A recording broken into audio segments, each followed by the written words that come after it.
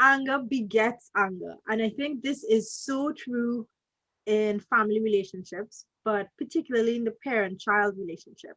For a lot of parents, watching kids respond or react in an angry way just fires you up. And then you've got angry, yelling parents trying to tell the child, manage your anger while yelling. So let's talk a little bit about what's going on there and how do we break that down and break that cycle. Well, I would love to share about mirror neurons, if you don't mind. I'd love to share mirror because mirror neurons are really the key. So this is super, super cool. I think this is one of the most fascinating research in this field. So in the 1990s, these Italian neuroscientists, they were studying this macaque monkey. And what they found was this: if the monkey reached for a pen, say, there would be a specific set of neurons that would go off. And then if he reached for a pair of glasses in the same spot, a different set of neurons went off. And they found that they have neurons for everything. But then one day at lunch, when all good research happens, one of the researchers grabbed for a bag of peanuts for himself. And the monkey was sitting perfectly still. He wasn't moving. His brain was still hooked up. When the researcher reached for peanuts, the other researcher happened by luck to be looking at the monitor, and he noticed that in the monkey's brain, those neurons for peanuts went off. They discovered in that moment what is called mirror neurons, and they are the roots of vicarious learning. They are the roots of empathy. And here's why this is so profoundly important for you and for me and for everyone. Because if someone comes to me in private practice and wants help with anxiety, I don't sit and start to tell them everything about anxiety. I make myself a place of peace, and they vibe off that. A lot of people come into my house. I have a very sacred meditation room that we use every single day. And it's a very sacred space. And people walk in and they say, I feel it. And I say, you can feel it because there's a lot of very peaceful energy in this room. And what happens is your mirror neurons are actually vibing off watching me be calm. And so when parents are yelling at their children, telling them to be calm, the children's mirror neurons are going off, going, I see, they're saying this, but they're doing this. And my brain is processing learning via behaviors. This is so important to know, because if we know that if we stay calm, our children will replicate that, that gives us more motivation to at least begin to search our own reasons for why we might get overly angry really quickly. I love that research. It's just amazing. I absolutely love it as well. And what I love to point out about it for parents is that a lot of times we feel like we can save face. And so we can put a smile on when we feel sad or we're feeling anxious, and think that somehow our kids will miss it.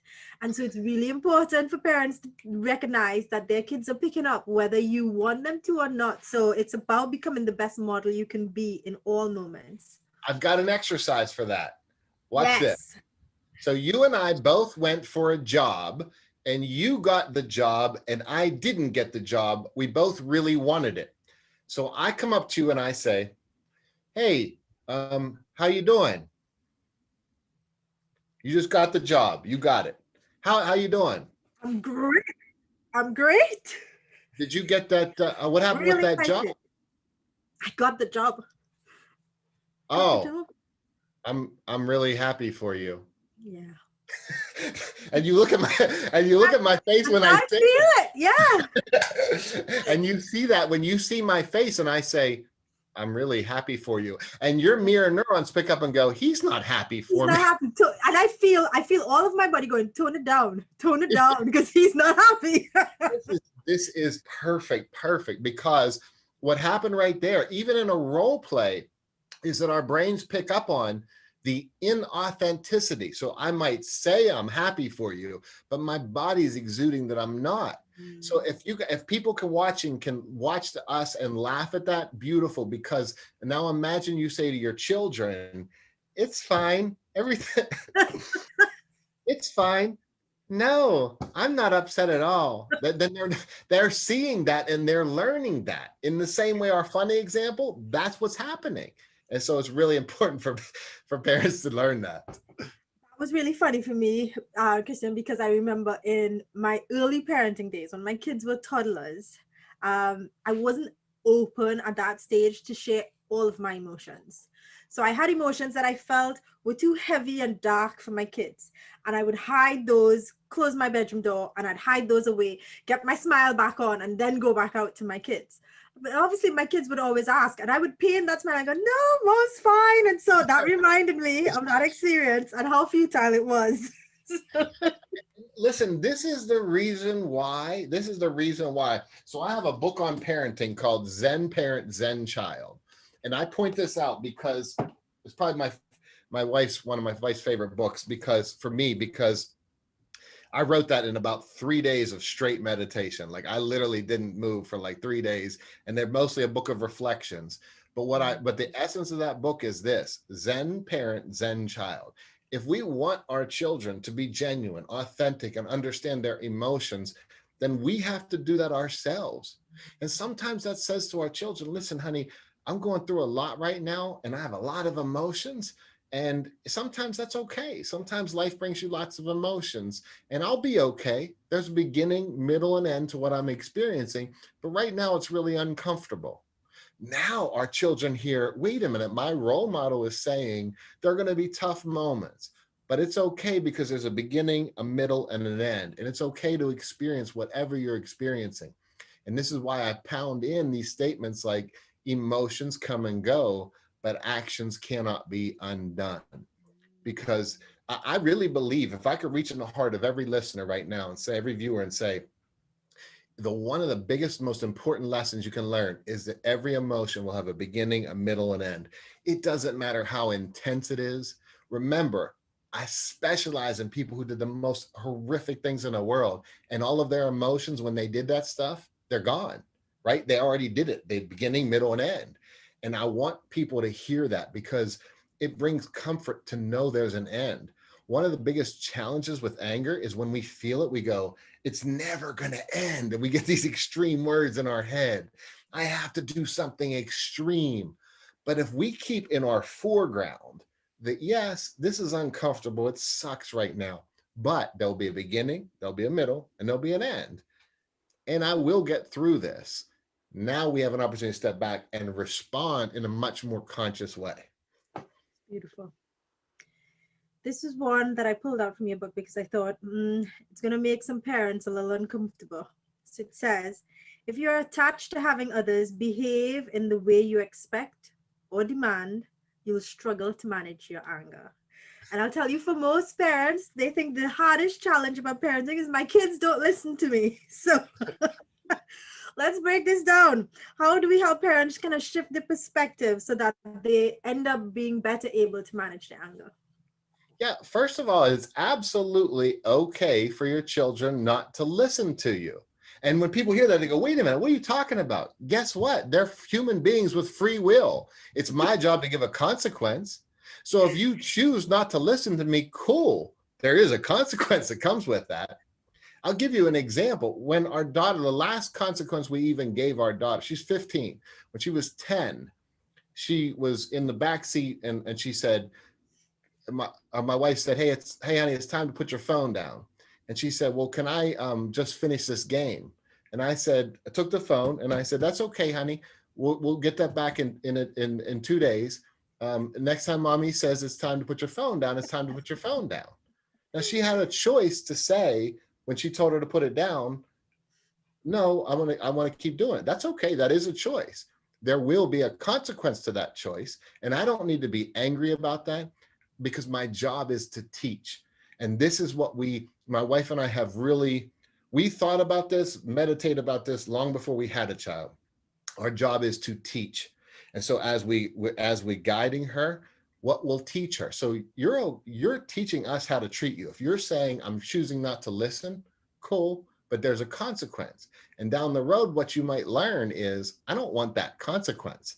And if that's okay, now you've learned your lesson, because that's what it really is. It's about teaching.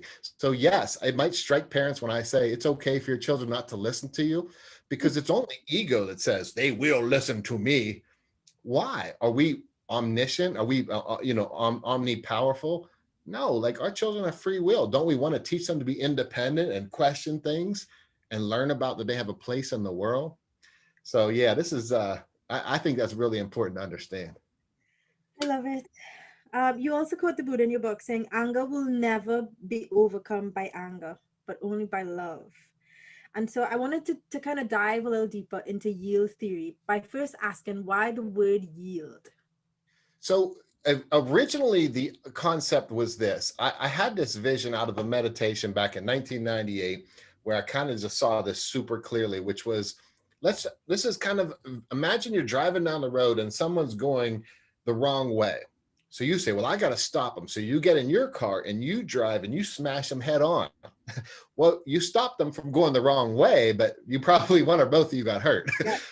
But what if you, and this is just a hypothetical, but imagine you merge with them and you kind of yield, almost like at a yield sign, you yield with them. And now you're driving alongside them. So now you're alongside them.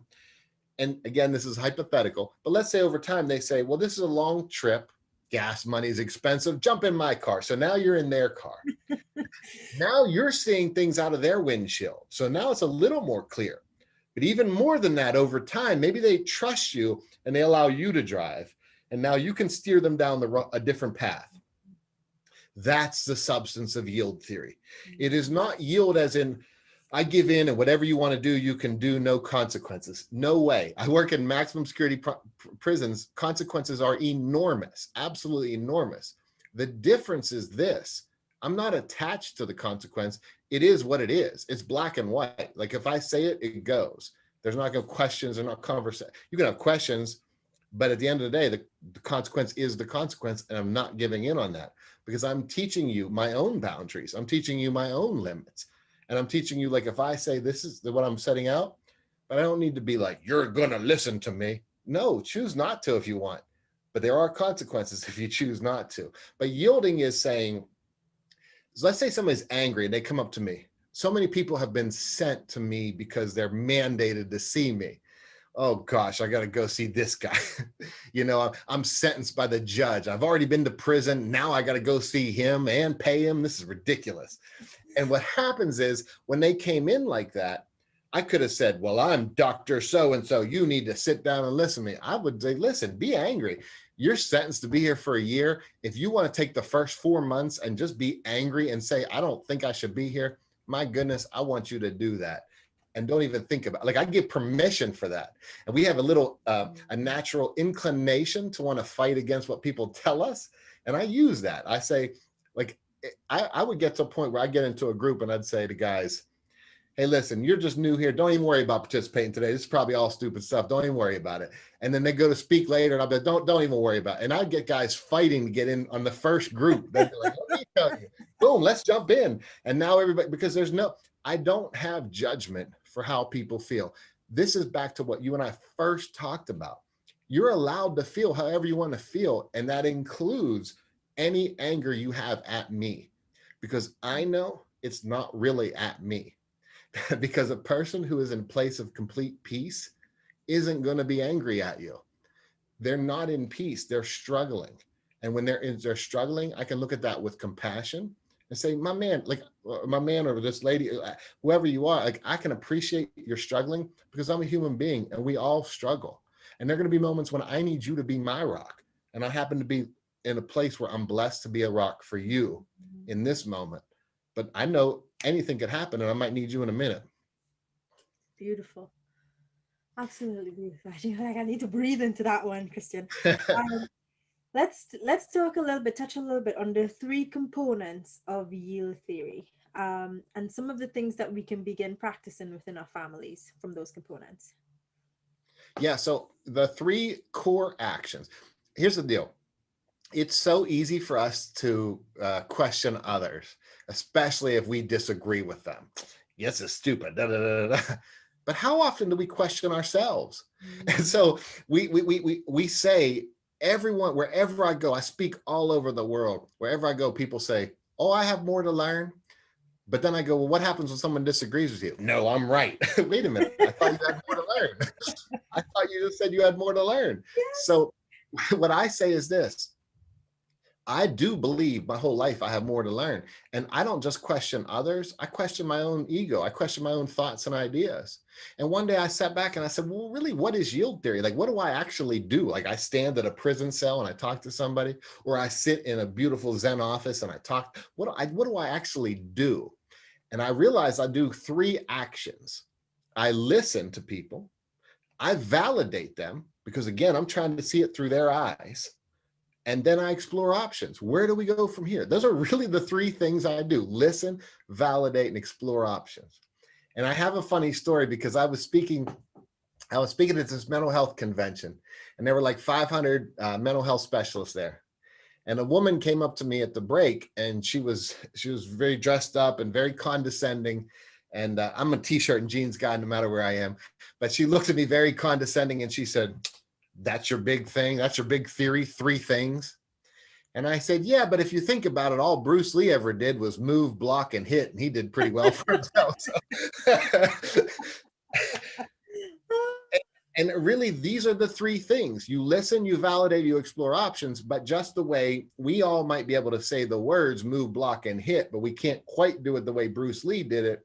We can say the words listen, validate, and explore options, but it's how we do it. And if we do it by really saying, and I don't just say, if I walk a mile in someone's shoes, I say, if I had your cognitive functioning, your brain functioning, if I had your affective range, your ability to experience the range of emotions, and if I had your life experiences, I really believe this, that I would have made every single decision you made. So now I have 0 judgment. And I also know this, and this is powerful for parents, for relationships, for everything in life. Even if you and I came up with the greatest thing in the world that we could have done for 1 second ago, we can't go back and get that second. So all we can do is work from this moment forward.